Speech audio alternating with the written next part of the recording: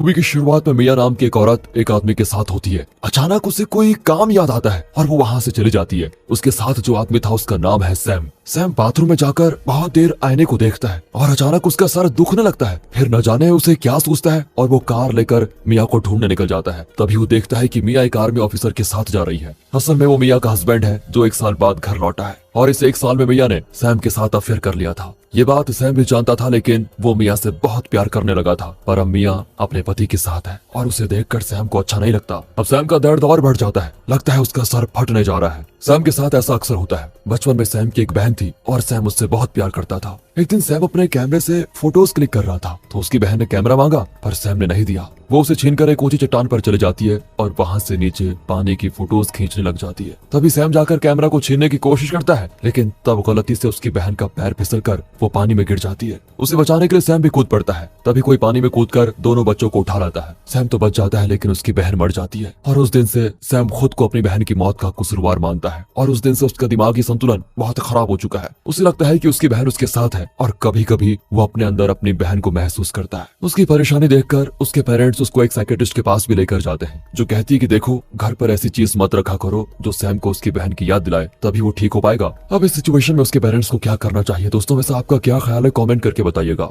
यहाँ उसके पेरेंट्स दिल पर पत्थर रखकर अपनी बेटी के टॉयज और बाकी चीजें जला देते हैं। क्या करें, बेटी नहीं रही, लेकिन बेटे को तो बचाना है। इस तरह दिन गुजरते हैं और सैम की हालत अब थोड़ा बेहतर होने लग जाती है। वो बड़ा हो जाता है, लेकिन अब उसके पेरेंट्स जिंदा नहीं है। अब वो ठीक है, लेकिन जब सरदर्द होता है तो उस बेचारे का क्या हाल होता है ये कोई नहीं जान पाता। सैम एक पैरामेडिक है और ये उसका इकलौता दोस्त है जेम्स। दोनों एक बार में जाते हैं जहाँ मिया आती थी। तीनों मिलकर खूब ड्रिंक करके एंजॉय करते थे। आज भी सैम उसी का इंतजार कर रहा है। इतने में मिया आ जाती है, लेकिन अपने पति के साथ। वो अपने पति को सभी से मिलवाती है। सैम तो अंदर ही अंदर जलकर राख हो रहा होता है कि ये कैसे किसी और के साथ हो सकती है। वो घर जाकर मिया को कॉल करता है तो वो कहती है कि देखो सैम, अब मुझे भूल जाओ और मेरी लाइफ में दखल मत दो, प्लीज मुझे चैन से अपने परिवार के साथ रहने दो। यहाँ सैम को ऐसा दर्द होता है मानो किसी ने सर पर हथौड़ा मार दिया हो। वो एक छोटा सा बॉक्स खोलता है जिसमें उसके और उसकी बहन की क्लिक की भी कुछ फोटोज होती हैं। उन्हें देखकर सैम बहुत इमोशनल हो जाता है। उसमें एक छोटा लेटर होता है जो सैम ने बचपन में लिखा था। उसमें सैम ने लिखा था कि मैं सैम हूँ, सारा का बड़ा भाई।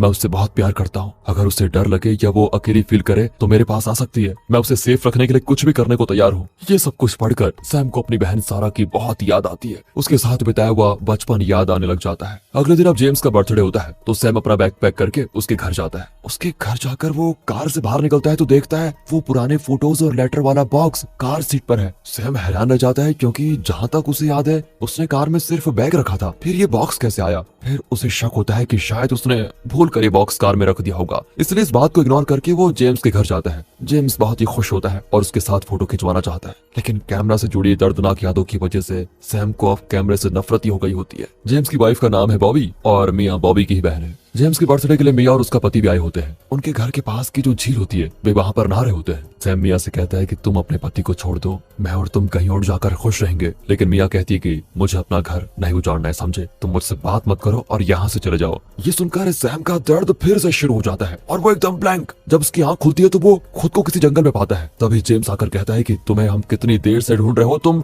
बिना बताए यहाँ क्यों चले आए? ये कहकर वो सैम को अपने घर ले आता है और पूछता है कि यार तुम ठीक तो हो? हमारे साथ बात कर रहे थे उस समय और फिर अचानक तुम्हें हो क्या गया था? अचानक तुम उस जंगल में क्यों चले गए? सैम के पास इसका कोई जवाब नहीं होता क्योंकि उसकी खुद समझ में नहीं आ रहा था कि उसके साथ ये हो क्या रहा है। उसे सिर्फ इतना याद है कि वो झील के पास मिया से बात कर रहा था। लेकिन जेम्स ये क्यों कह रहा है कि मैं सभी से अच्छे से बात कर रहा था? अब जेम्स उसे एक वीडियो दिखाता है जो उसने कुछ घंटे पहले रिकॉर्ड की थी। उसमें सैम तो एकदम नॉर्मल दिखता है और वो इन सबको अपने बचपन की सारी बातें बता रहा था। पर इस समय सैम को ऐसा कुछ भी याद नहीं है। वो मिया से फिर अकेले में मिलता है और कहता है कि प्लीज मेरे साथ चली जाओ, मैं सिर्फ तुम्हारे साथ ही नॉर्मल फील कर सकता हूँ। अगर तुम नहीं मिली तो मैं सच में पागल हो जाऊंगा। लेकिन मिया उसे फिर वार्न करती है और यहाँ से चले जाने को कहती है। इतने में मिया का पति टायलर आ जाता है, लेकिन शायद उसने इनकी बातें नहीं सुनी थी। वो मिया को लेकर चला जाता है। अब सैम वहाँ नहीं रहना चाहता और अपने घर के लिए निकल जाता है। तभी टायलर अपनी कार में उसे फॉलो करता है और उसके पास जाकर चिल्लाता है कि जल्दी से गाड़ी रोको वरना बहुत बुरा होगा। सैम गाड़ी रोक देता है तो टायलर कहता है मैंने तुम्हारी और मिया की बातें सुन ली थी, सच बताओ तुम दोनों के बीच क्या रिश्ता है? सैम भी कह देता है कि हम सिर्फ अच्छे दोस्त हैं। लेकिन टायलर गन उठा लेता है और फिर पूछता है कि क्या तुम्हारा मेरी वाइफ के साथ कुछ अफेयर है? सैम बार बार इनकार कर रहा होता है। तभी अचानक टायलर गन से उसके सर पे जोर से मारता है और सैम का सर चकराने लग जाता है। वो किसी तरह चलकर एक झील के पास आता है। टायलर भी वहां कर सैम को बहुत पीटता है। तब जाकर सैम उसे बताता है कि मैं और मिया एक दूसरे से बहुत प्यार करते हैं और ये सुनकर वो सैम को इतना पीटता है कि सैम वहीं पर गिरकर मर जाता है। टाइलर तो अचानक घबराता है कि अब क्या करूं। उस वक्त आसमान में अजीब तरह के बादल नजर आते हैं जो तेज रोशनी देते हैं। अचानक सैम की आंखें खुलती हैं तो वो एक सीलिंग फैन के नीचे लेटा होता है। मतलब क्या मैं मरा नहीं? क्या ये सब कुछ एक बुरा सपना था?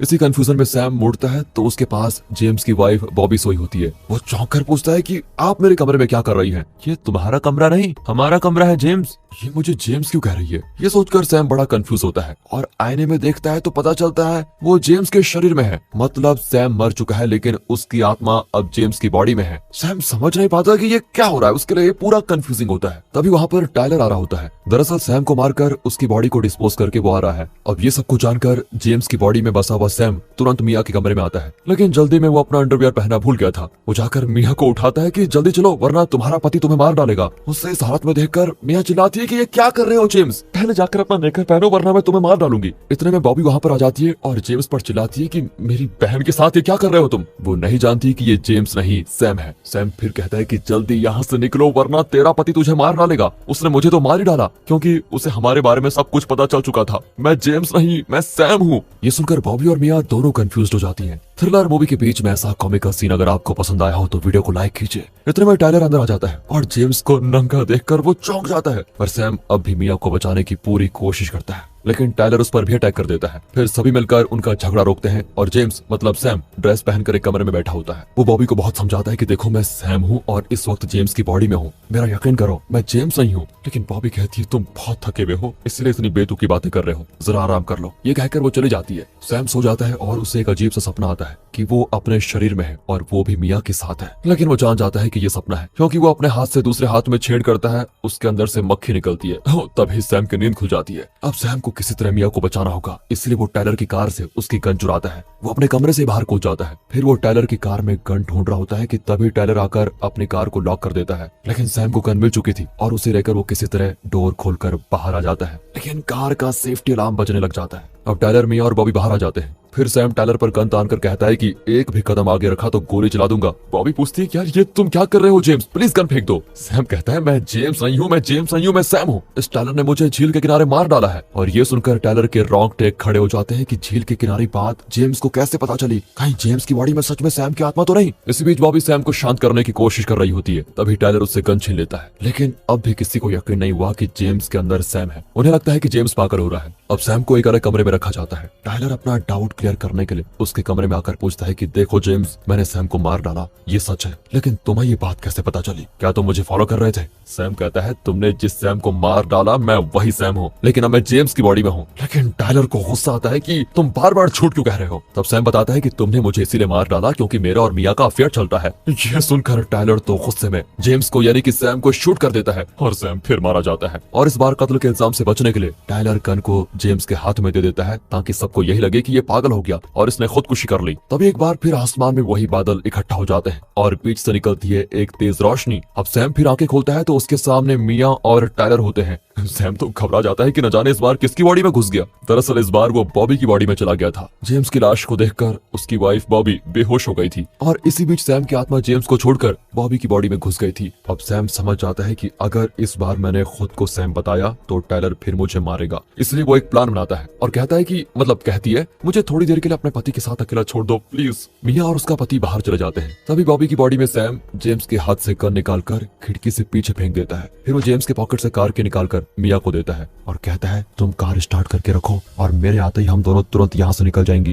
ये कहकर वो मिया को चाबी पकड़ाता है और खुद घर के पीछे जाकर गन निकालने वाला होता है कि तभी वो टाइलर का बच्चा वहाँ पर आ जाता है। वो उसे पकड़कर पूछता है बॉबी तुम यहाँ पर क्या कर रही हो? तो बॉबी अजीब तरह से स्मेल करती है और टाइलर समझ जाता है कि ये बॉबी नहीं सैम है। वो चिढ़ जाता है कि मैं तुम्हें कितनी बार मारूं, तुम मरते क्यों नहीं हो? ये कहकर वो बॉबी को धक्का देकर गन उठाता है। पर इतने में बॉबी भागकर कार की ओर आती है, मतलब सैम कार की ओर आता है। टाइलर उसका पीछा करते हुए बॉबी के पैर पर शूट कर देता है। अब मिया टाइलर पर ही टूट पड़ती है कि तुमने मेरी बहन को शूट क्यों किया। इसी बीच बॉबी की बॉडी में सैम ब्लड खड़ा कर कार के पास जाता है है और कार को स्टार्ट करके रिवर्स में तेज चलाता है। फिर वो टायलर को टक्कर मारकर गिरा ही देता है। इससे टायलर तो बेहोश हो जाता है और फिर मिया जल्दी से कार में चढ़ जाती है। दोनों वहां से निकलते हैं। मिया की समझ में नहीं आता कि ये हो क्या रहा है। वो पूछती है कि तुम्हें टायलर शूट करने पे तुला हुआ क्यों है। तब सैम बताता है कि मैं बॉबी नहीं, मैं सैम हूँ, इसलिए वो मुझे मार डालना चाहता है। जेम्स की बॉडी में भी मैं था, टायलर ने उससे भी मार डाला और मैं बॉबी की बॉडी में हूँ। तुम्हारे पति को तुम्हारे और मेरे प्यार के बारे में सब कुछ पता चल चुका था, इसलिए उसने मुझे मार डाला। फिर मैं जेम्स की बॉडी में गया और अब मैं बॉबी की बॉडी में हूँ जो तुम्हारे पास बैठा हूँ। देखो मुझे,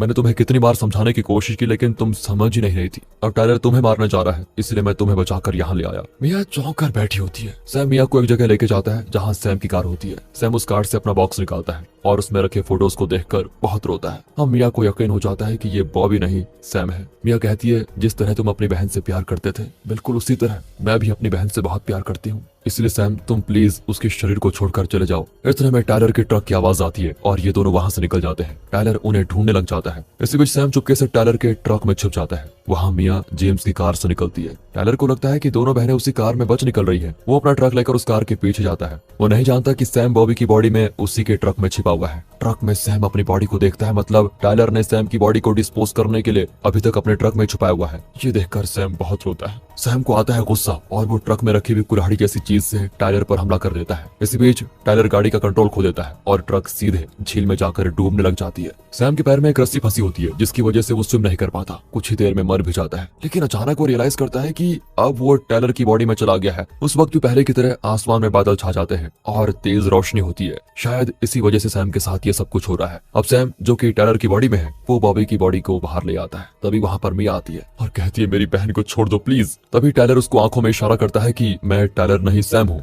अब सैम बॉबी को सीपीआर देकर उसे बचा लेता है। अपनी बहन को जिंदा देखकर मिया उसे गले लगाकर बहुत रोती है। सैम कहता है, जैसे मैंने तुमसे वादा किया था मैं तुम्हें तुम्हारी बहन लौटा दिया हूँ। ये कहकर वो चलने लग जाता है तो तेज रोशनी वाले उन बादलों को देखता है। जैसे ही उसकी रोशनी टायलर के शरीर पर पड़ती है उसके शरीर से सैम की आत्मा बाहर आ जाती है और अब टायलर मर जाता है। यहाँ पे बताया जाता है कि आखिर सैम के मरने के बाद भी उसकी आत्मा अलग अलग शरीरों में कैसे चली जाती है। दरअसल बचपन में सैम अपनी बहन की मौत का कारण बन गया था, लेकिन उसके बाद उसकी बहन सारा की आत्मा उसके शरीर में रहने लगी, यानी सैम की आत्मा के साथ सारा की आत्मा भी रहने लगी। इस वजह से सैम कभी अपनी तरह बिहेव करता तो कभी सारा की तरह। साइकियाट्रिस्ट के कहने पर जब सारा की सारी चीजें जला दी गई तब सैम के अंदर से सारा की आत्मा थोड़ा कमजोर हो गई, लेकिन जब भी उसकी आत्मा की शक्ति बढ़ती तब सैम को बहुत तेज दर्द होता और उस वक्त सारा की आत्मा उसकी बॉडी को कंट्रोल करती थी। जब सैम जेम्स के बर्थडे के लिए उसके घर गया तो अचानक उसने खुद को जंगल में पाया। असल में उस वक्त उसकी बॉडी उसकी बहन के कंट्रोल में थी जो उसे जंगल में लेकर गई, और जेम्स ने जो वीडियो शूट किया था उस वक्त भी सैम की बॉडी सारा के ही कंट्रोल में थी। इसलिए जब सैम को होश आया तब उसे कुछ याद नहीं था और फोटोज वाले उस बॉक्स को भी सैम ने नहीं बल्कि सारा की आत्मा ने सैम की बॉडी के जरिए कार में रखवाया था। वो चाहती थी कि सैम को हमेशा उसकी याद आती रहे। सब कुछ ठीक चल रहा था, लेकिन तभी टायलर ने सैम को मार डाला और तब सैम की आत्मा एक शक्ति बनी और आसमान में तेज रोशनी की तरह चमकने लगी।